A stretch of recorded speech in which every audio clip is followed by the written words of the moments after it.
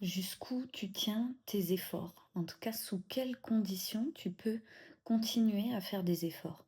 Ce que j'ai remarqué souvent, c'est que je me retrouve face à des personnes qui me disent, «Bah, puisque c'est, moi, j'arrête les efforts». Comme, «Puisque ton comportement ne correspond pas à ce que je veux, bah, j'arrête de faire des efforts envers toi. Puisque tu tu fais pas ce que j'ai envie, j'arrête de faire des efforts. Puisque tu» je sais pas, je vous dis tout et n'importe quoi. Heu, en fait, c'est comme si tu utilises tes efforts comme monnaie d'échange, comme si c'était quelque chose que tu donnes de ta personne et donc tu estimes qu'en retour, tu dois forcément recevoir quelque chose de la personne d'en face. Et si tu ne reçois pas ce que tu veux de la personne d'en face, tu dis: «Ah, bah, moi, puisque c'est, j'arrête les efforts». Mais personne t'a demandé de faire des efforts, dans un premier temps.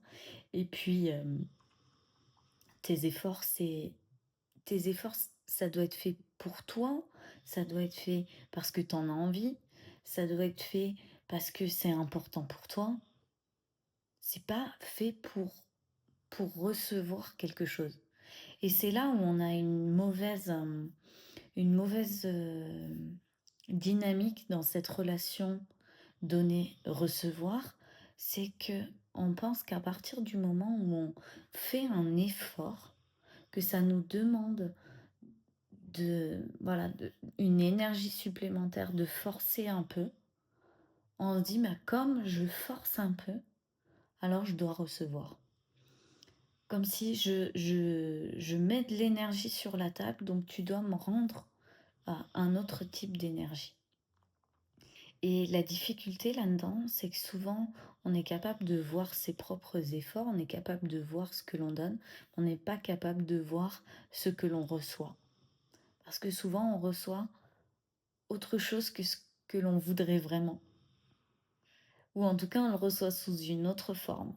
Et du coup, on n'arrive pas à capter qu'on reçoit exactement ce qu'on veut, mais sous une autre forme. Et je vois tellement de gens arrêter de faire ce qui compte pour eux, arrêter de faire les choses importantes parce que euh, ils sont, ils sont déçus en fait. Parce qu'ils sont déçus, parce qu'ils ils trouvent pas, ils trouvent que leur vie n'est pas à la hauteur de leurs ambitions, que ce qu'ils reçoivent n'est pas à la hauteur de ce qu'ils veulent, parce que tout ça, ils sont déçus et donc ils arrêtent. Ils disent: «J'arrête de faire des efforts, j'arrête de faire ça, j'arrête de faire ci, j'arrête de trucs». Mais pourquoi tu le faisais?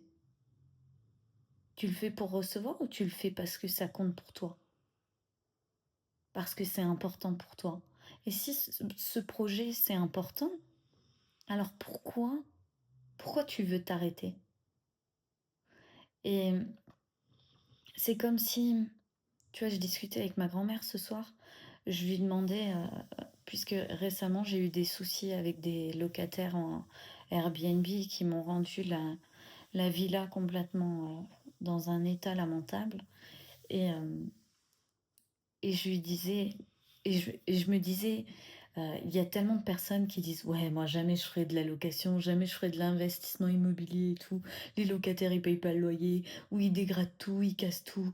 Ah, moi, je ferai jamais ça». Mais ça fait partie du jeu. Moi, si à chaque fois que quelqu'un m'avait cassé un meuble, un canapé, une chaise, un lit, tout ce que tu veux, qu'on m'avait à chaque fois qu'on me vole un truc, si je m'arrêtais à chaque fois qu'on me vole un truc, mais j'aurais arrêté au bout d'une semaine.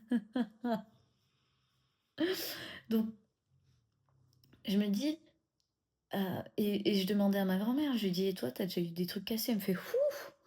Plein, plein, plein, plein». Donc depuis la nuit des temps, depuis, des années et des années, tu sais que quand tu fais de la location, il y a de la casse.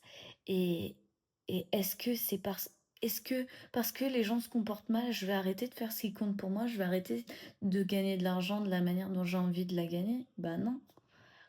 Et en fait, c'est ça, on s'arrête en cours de route parce qu'on est trop déçu ou trop énervé ou trop impacté ou trop dérangé, ou on est trop émotionnel sur quelque chose, alors on s'arrête. Tu peux pas t'arrêter de faire ce qui compte pour toi et ce qui est important au moindre aléa, en fait. C'est, c'est comme un océan avec des vagues. Il va y avoir, il y a des vagues. Il y a des vagues. Voilà. Elles sont là, quoi qu'il arrive. Et si tu veux aller nager, il y aura des vagues. Et puis je vois des gens dire: «Ah non, j'arrête de nager, il y a trop de vagues» et je sors de l'eau et j'attends sur la plage, mais le truc que je veux, il est, il est de l'autre côté de l'océan, en fait. Donc bah, tu apprends à surfer et puis voilà. Tu apprends à surfer, tu apprends à t'amuser, tu apprends à nager, tu apprends à pas couler et voilà, vague après vague et encore et encore et encore et encore. Jusqu'au moment où ce sera ce sera tellement plus rien.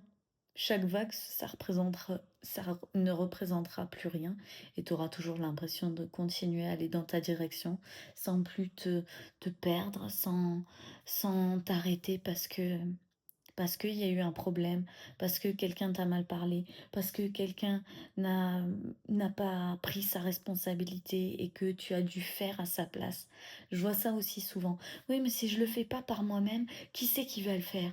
Heu et puis, je dois tout le temps réparer, ce que les autres ne font pas. Regarde, eux, ils prennent pas leurs responsabilités, du coup, c'est moi derrière qui trinque. Je vois des choses comme ça.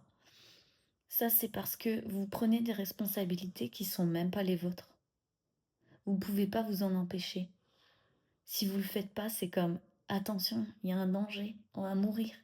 Alors qu'en réalité, si tu le fais pas à la place des gens, tu vas voir, il peut se passer des trucs magnifiques. Mais pour ça, faut apprendre à laisser les autres prendre leur place, à laisser les autres avoir leur comportement, à laisser les autres faire ce qu'ils veulent faire, de la même manière que toi, tu veux faire des choses. Et on doit se lâcher la grappe à nous-mêmes, mais aux autres aussi. Et plus, en fait, plus tu vas attendre de recevoir suite à tes efforts, plus tu vas être déçu. On fait pas les choses pour recevoir, on fait parce qu'elles comptent, parce qu'elles ont de l'importance, parce que ça nous fait plaisir. C'est tout. Si tu fais pour recevoir, si tu fais pour être visible, si tu fais pour,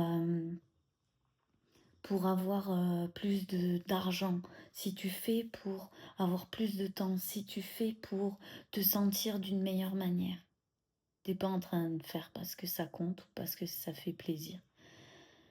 Tu tu vas te perdre. En fait, tu te perds quand tu fais ça. Et souvent tu reçois pas ce que tu veux ou en tout cas pas de la manière dont tu le voudrais et puis ça engendre que tu arrêtes ce que tu étais en train de faire et ainsi de suite. Et ça, c'est un endroit où tu peux, tourner en rond pendant très longtemps. Tu peux stagner, tourner en rond pendant très longtemps. Et je peux te le dire, j'ai passé peut-être un bon 2 3 ans sur sur cet endroit-là à tourner en rond et tourner en rond et me dire: «Oui, mais je comprends pas parce que ça se passe comme ça, alors que moi je mérite ça. J'ai fait des efforts et ma vie, elle devrait être comme ça et en plus, moi je sais ce que je veux et en plus, moi je sais que je mérite, ça et je sais et j'imagine déjà ma vie comme ça et je ressens et je la vois et j'ai une vision et pourquoi les choses se passent pas comme je veux?»